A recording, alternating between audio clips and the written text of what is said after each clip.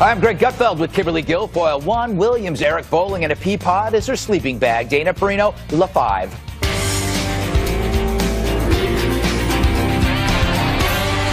I eat there all the time. Welcome back to the latest episode of... Oh my God.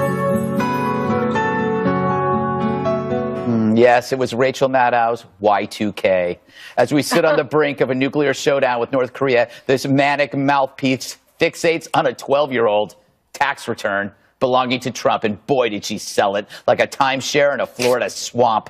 It was ShamWow meets Shark Tank without the charm and twice as smug. Oh my God. It's been a little bit of a hullabaloo around here this evening. I apologize for being a little flustered. People literally were tweeting at me, "Shut up, get to Rachel." We've got some significant breaking news tonight. Donald Trump's tax returns have surfaced. At least a portion of Donald Trump's past tax returns. This is the first time we believe any federal tax returns for Donald Trump have been obtained by anyone, certainly by any news organization, since he became a presidential candidate, let alone president. Oh, my God. But rather than tell us anything up front, she tap dances like a barefoot drunk on hot sand. Maybe she'll break the news to us now. Tonight, we have this exclusive first look at their reporting at what they have obtained. In just a second, we are going to show you exactly what it is that we've got. Whether or not you are a supporter of Donald Trump in general, whether or not you care what's in his tax returns, it ought to give you pause that his explanation for why he couldn't release them. Oh, jeez. So the more she delayed, the more we sense that maybe the tip of the iceberg is just a tip and there is no iceberg. But maybe she'll tell us everything now. Is he not as rich as he says he is? Is he not as charitable as he says he is? Was he in fact under audit when he was using that as an excuse to not release his tax returns? Was that worse than just a bad excuse? Was he really being audited? There's small reasons to be interested, right? There will continue to be unrelenting pressure to find Donald Trump's tax returns, to expose Donald Trump's tax returns.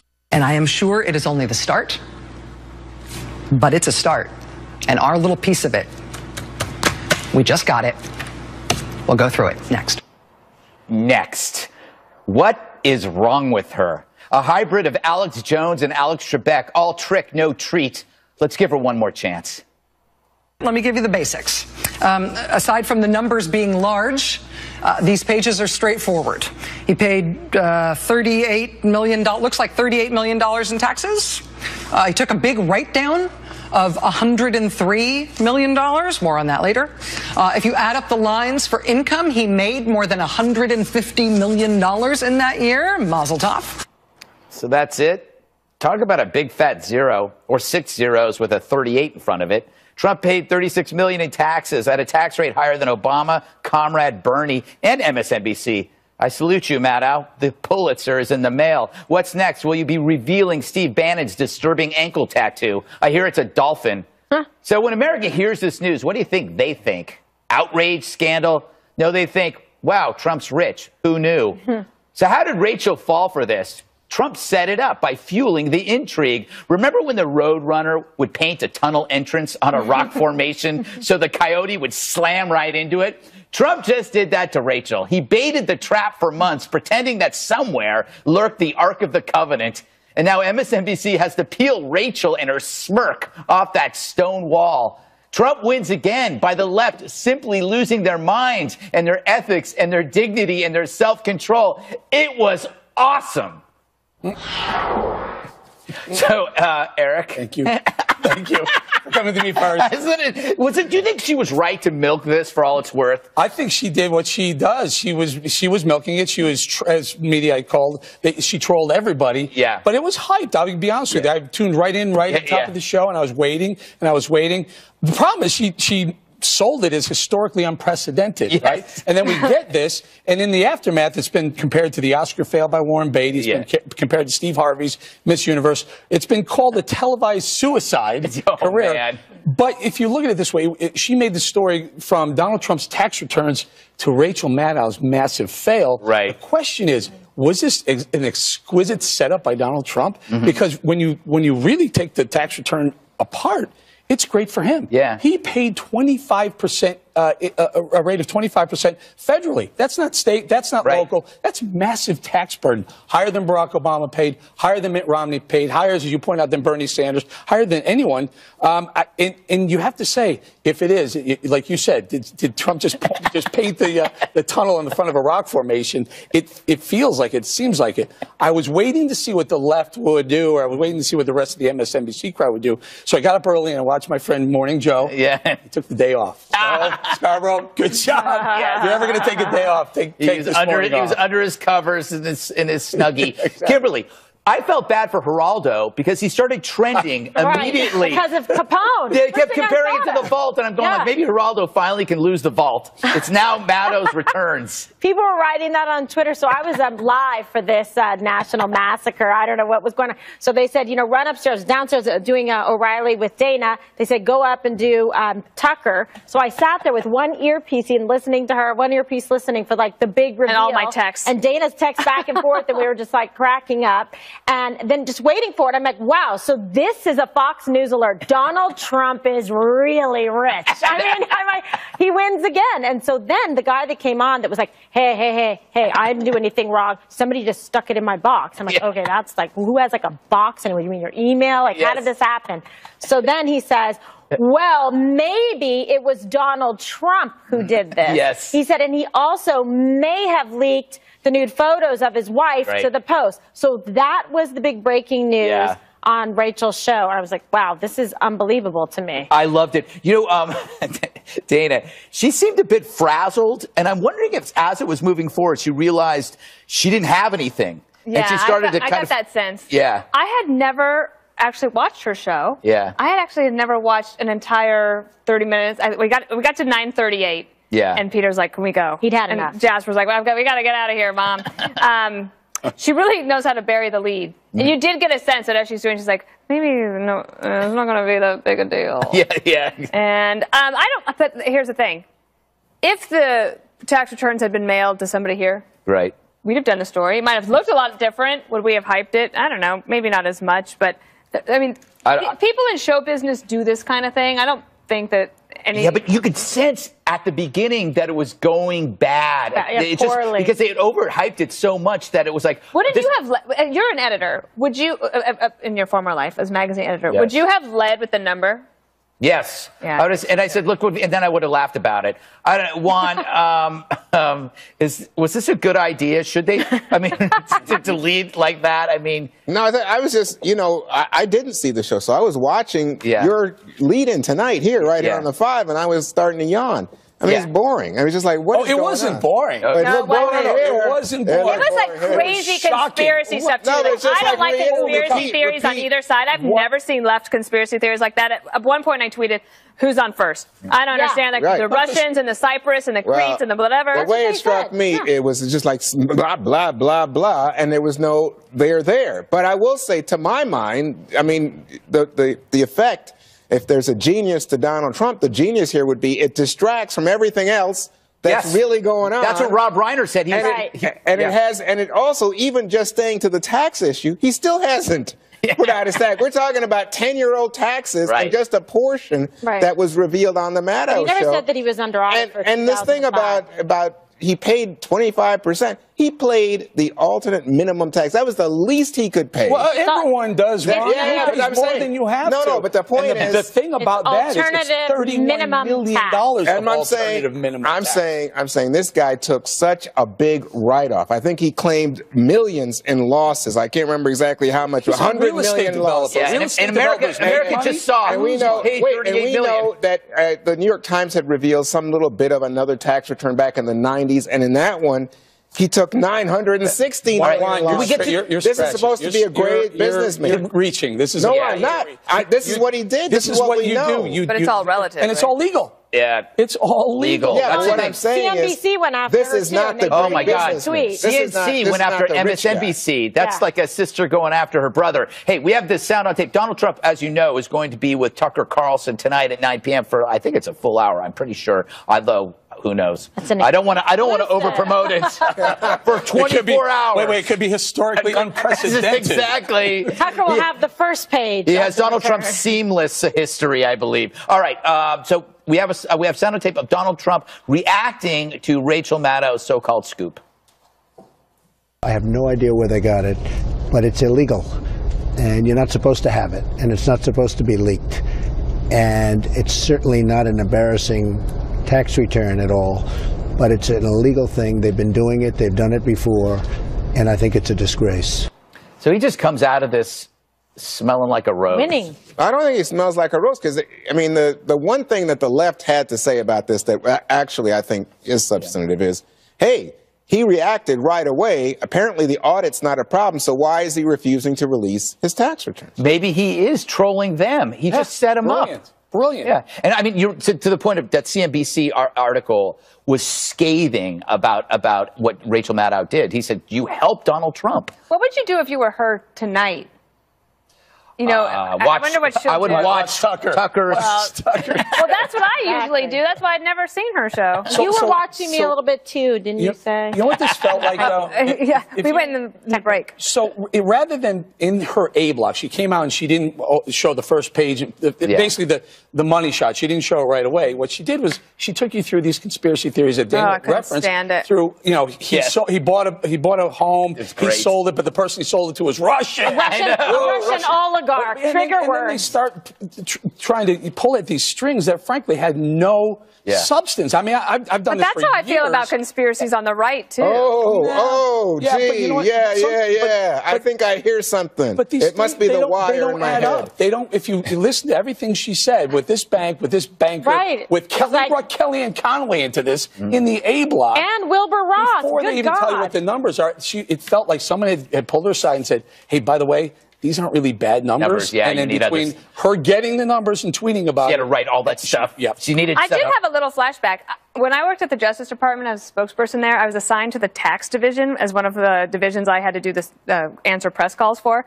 And David K. Johnston would call all the time. The guy is a reporter who knows every inch of the tax code. And the tax code bores me to death. Yeah. You know what? I wonder if SNL is going to spoof her, but is she sacred ground? Like, if they spoof Rachel Maddow, will it be in a loving way? No, it'll be the way they do Hillary. It'll be, Trump is still the bad guy, but she was. David Johnson admitted that he didn't do anything wrong. He's like, he paid what was the legal, amount at the time. It's a proper filing. Doesn't appear to be any illegality. So therefore, maybe Donald Trump sent it to me. But the big story here would be, why doesn't he release his tax return so we can know about the Russian connection, if it exists, if it doesn't exist? And the audit is not a problem. Come on, Donald Trump, do it, baby. Put it out there. Two things very quickly. David K. Johnson, the reporter that they had on, also wrote a book last year calling an anti-Trump book. I think at one point he calls him Carnival Bark or something. So he had a motivation in doing it. And number two, all these people, even my friend Mark Cuban, who says Trump's not a real billionaire. Well, if you make $150 million after taxes, after write-offs in a year, I'm guessing he's a real billionaire. Yeah. On that note, you can catch more of President Trump's interview with Tucker Carlson at 9 p.m. Eastern tonight. We're just a couple of hours away from another big Make America Great Again rally for President Donald Trump, this time in Nashville.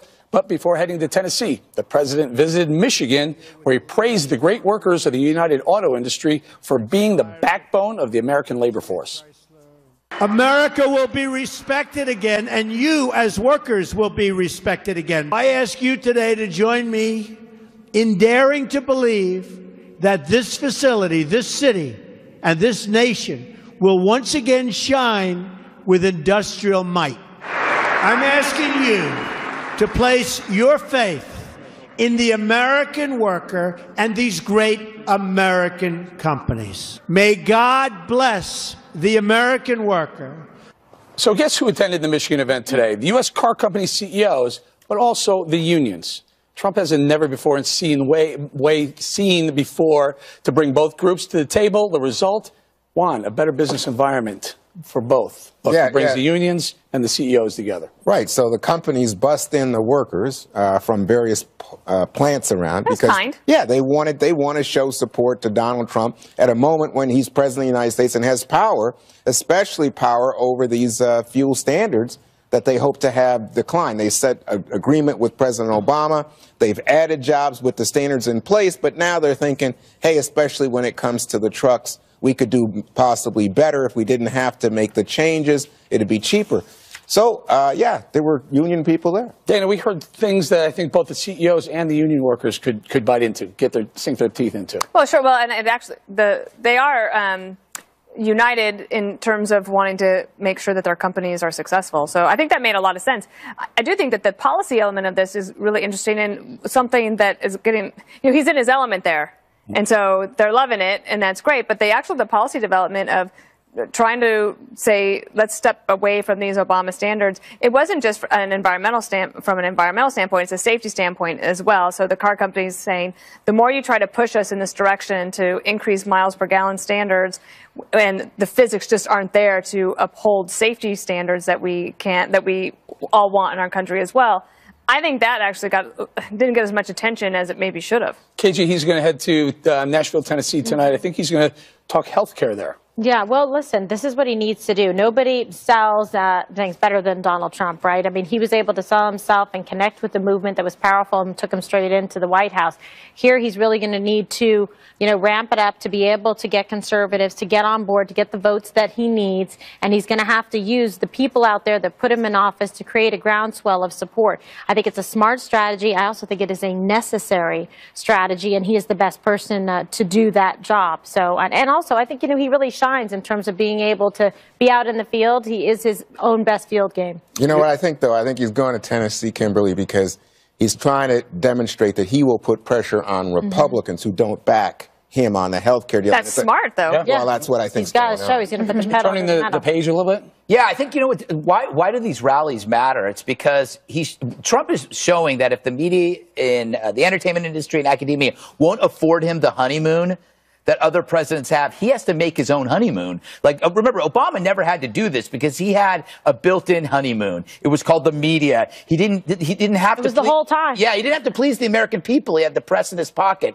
And the other good thing is you're seeing a transformation where, compared this block to the A block, this is about fun, and the A block was about fear. So Trump makes the opposition scream and panic. Meanwhile, the Republican Party, for once, is having fun. So one side is fun and the other side is fear. Yes, because Juan, in this case, look, typically a Republican president would go in there and he would be loved by the CEOs and hated by the United Auto Workers. Then a Democrat would go in and be loved by the United Auto Workers and disliked by the CEOs. Here's a guy who can go in there and be liked by both. I do believe that President Obama went in there and not only got GM and Chrysler out of bankruptcy, so he was loved by the CEOs, he was also loved by the workers. Well, the auto workers got the deal. Shareholders I'm just telling you, the CEO, he saved their hide, and the unions added jobs. How about the people who were behind the CEOs, the investors who got smoked in the auto bailout? How do they get smoked? Bondholders got destroyed. No, they got a lower cut. They got destroyed. They got what they call a haircut. I think that's the language. No. Yeah, they got a serious cut.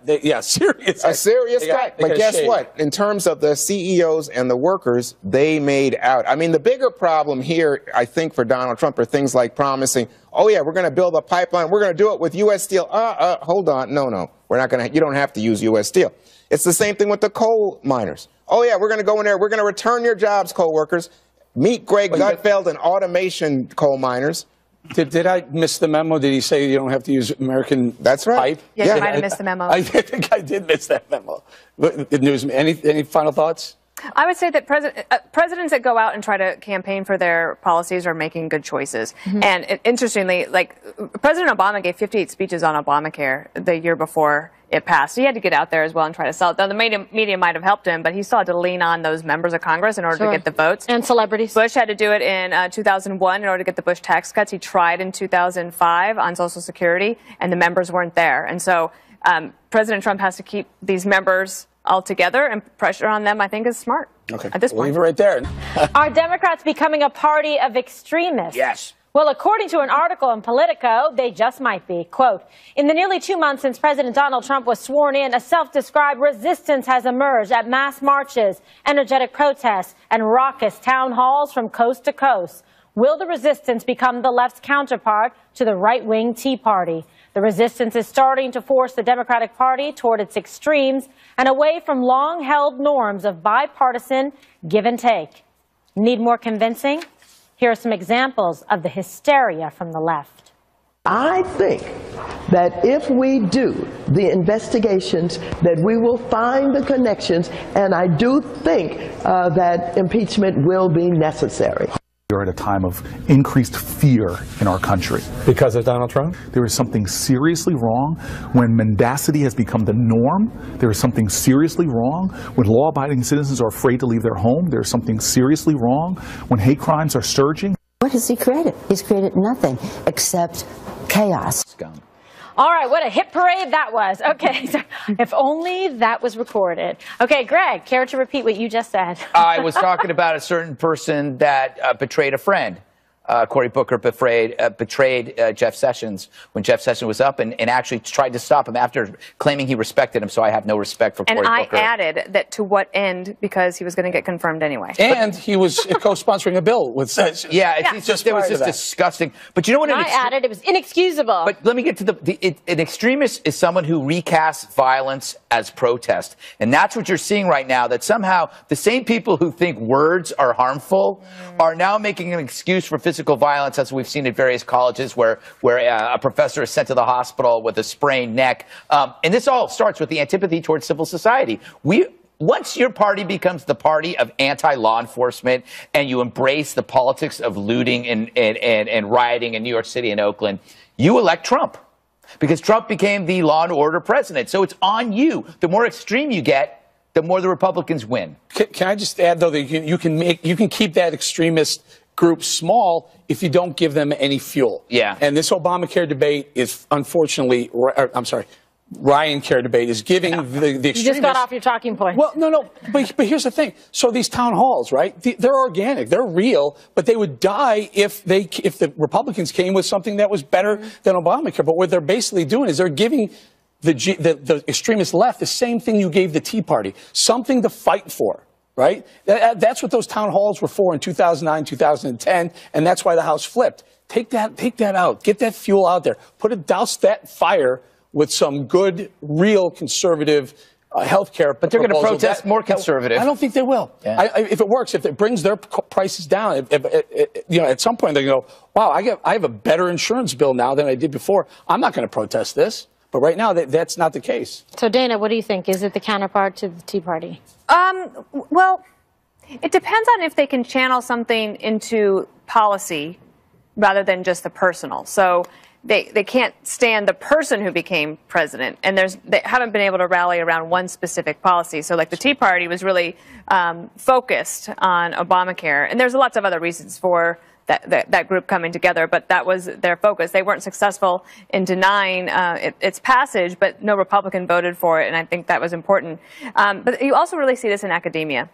And even the left is concerned. So the elder statesmen of the Democrats are concerned that they are just ruining their opportunity to have a seat at the policy debate because they're so crazed with anger that they can't funnel it into something productive. Juan, when you see the people that have become sort of the face and the branding of the left, of the Democratic Party, you saw in that clip there, Maxine Waters and Nancy Pelosi and Chuck Schumer and Cory Booker. I mean, does this give you cause for concern for your party? No, I mean, those are good people. I like those people. I mean, the problem that exists now is so similar to, I think, what Republicans went through with the Tea Party, in that, you know, if you ask John Boehner, if you ask Eric Cantor about the Tea Party initially, oh, yeah, we can deal with it. You know, we like it. They're galvanizing opposition to Obama, opposition to the Democrats. We won back the House. We won back the Senate. But pretty soon, oh, my gosh, they're overrunning the party's generals. But Juan, yeah. They aren't beating people up. They aren't destroying property. No, they aren't threatening. They aren't threatening people's lives. I mean, I know. I remember everything about the Tea Party. Okay, well, because I was obsessed with it. The charges were that they were, you know, they didn't touch anybody. I don't know. They didn't touch anybody. But I'm saying you can't find it. No, I'm just telling you with Occupy Wall that is what the charge was against the Tea Party back then. But they couldn't. They had signs. They said they were misreported it. Remember MSNBC? You are just being defensive. No, I'm actually being honest. I don't think this. Okay, bring the evidence tomorrow. I'm not. So I'm just saying. People say this. I don't. If you can say Occupy Wall Street, you want to say Occupy Wall Street and those who assaulted people. I'm talking about these people who are defecated in public. They were radicals. I'm saying these people who are upset about Trump and who I think are creating a Tea Party-like mechanism, political mechanism on the left. And the question is, can they help Democrats actually win seats? Because that, whether you like the Tea Party the right or not, the Tea Party the right actually helped politically true in terms of the results. Republicans to win seats. Because President Obama lost big time in 2010. Nobody in the Tea Party would tell women to sit home. To go home as a form of protest, a one-sided holiday. Nobody on the Tea Party would do that. That's extreme. Telling half of the population not to go to work and jeopardize their careers. The Tea Party wouldn't have flipped the House if their sole mission was, we don't like Obama. Right. They had the fuel. They had the vehicle to do it with Obama. And the left tried to paint them as being just against Obama. Right, but we knew it was all about the policy, and that now you can't give the left wing, what do you call it? The coffee, the opposite of the Tea Party. You call it the Pea Party because all they do is pee. Exactly, the Pea Party. Well, don't give them the vehicle. Well, they have the vehicle now. It's too late. They've gone too far for the left. No, they'll crash the vehicle. They'll climb on top of it and smash the windows. I'm about to crash this commercial break. New developments on President Trump's wiretapping allegations. Leaders of the House Intelligence Committee say they've seen no evidence that President Obama ordered wiretaps on Trump Tower during the presidential campaign. The committee is investigating the wiretapping charge as part of its probe into Russia's alleged meddling in the election.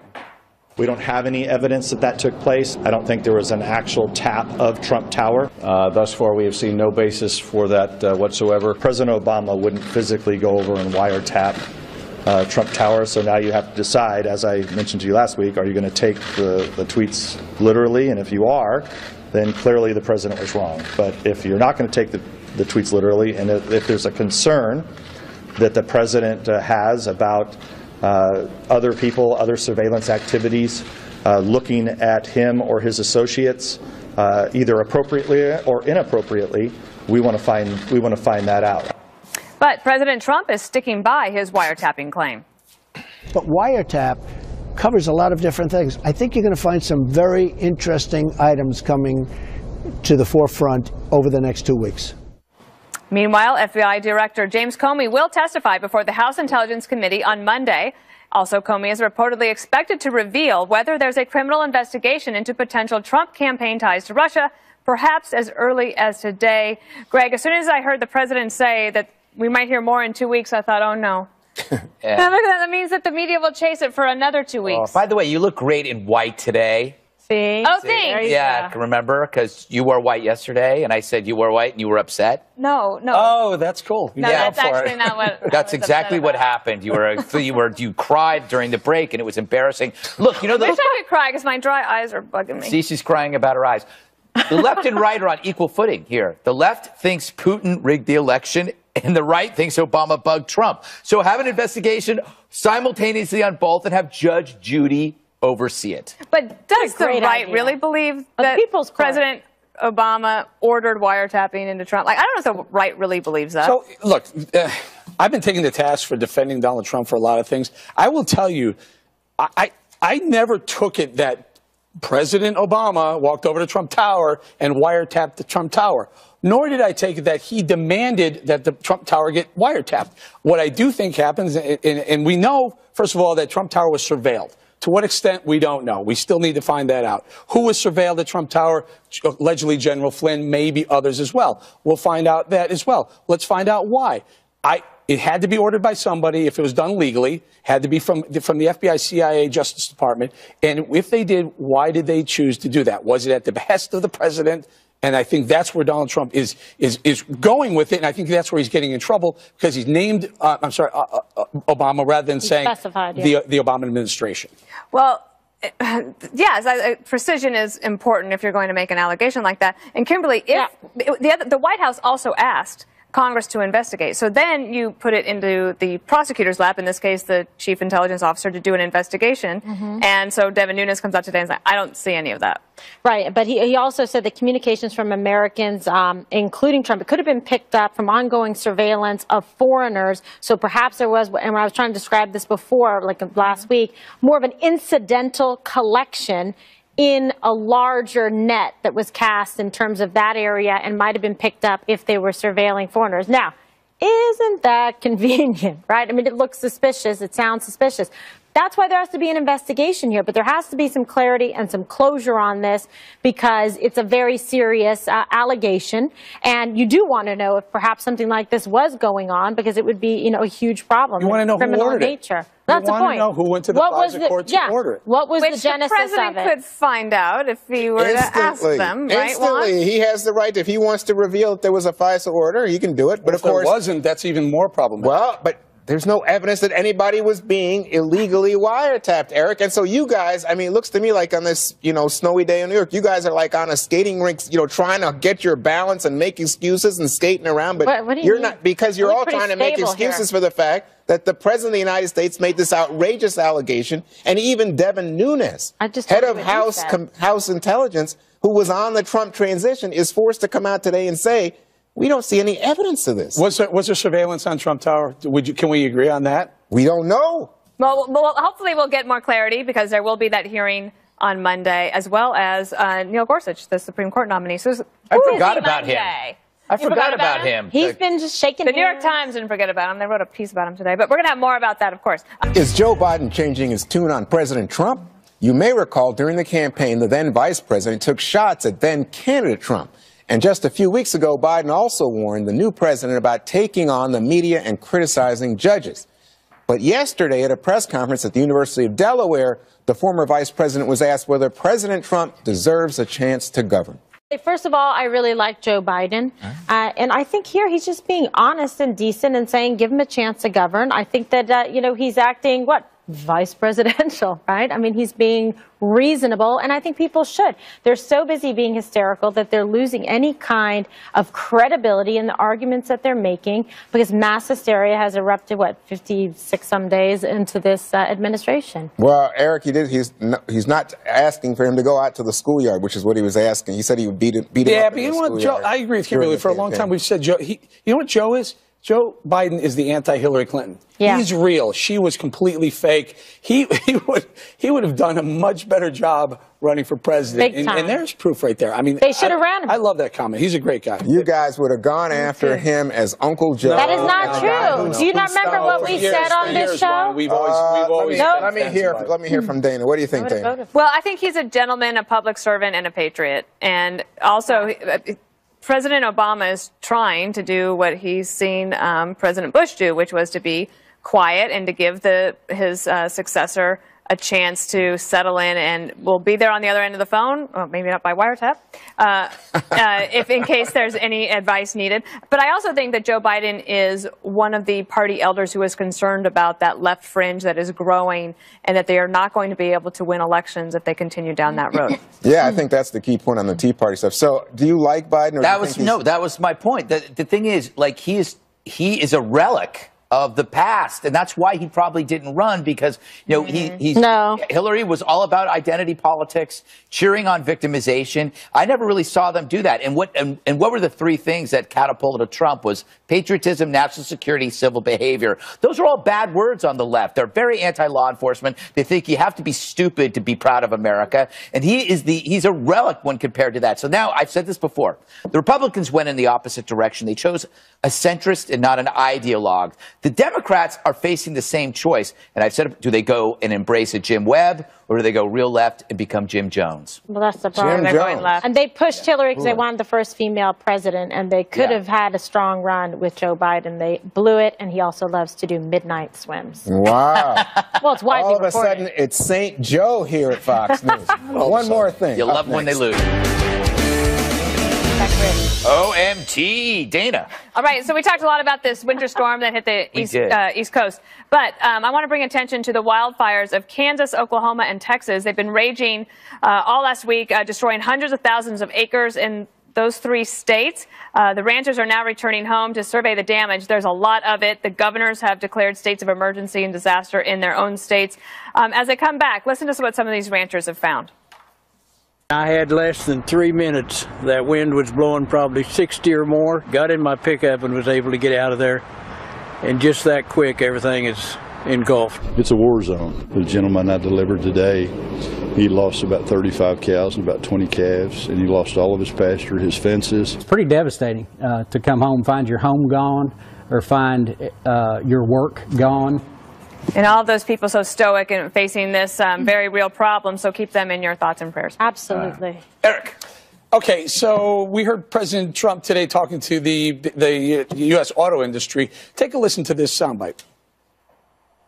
They explained that the previous administration promised you a so-called midterm review of the federal fuel efficiency standards. Just days before my inauguration, the previous administration cut short the promised midterm review in an 11th hour executive action. Today, I am announcing that we are going to cancel that executive action. Okay, here's why this matters. Very quickly, it's called CAFE Standards, Corporate Average Fuel Economy. President Obama signed it so that by the year 2025, average miles per gallon for a U.S. vehicle had to exceed 50 miles per gallon, up towards 54 miles per gallon. Heritage Corporation scored it, and they came back with this number, $186 billion per year to the American consumer. $186 billion. That's why it matters to roll back that regulation. All right. Well, you know, we all know about big moments between, let's say, between Biden and Obama.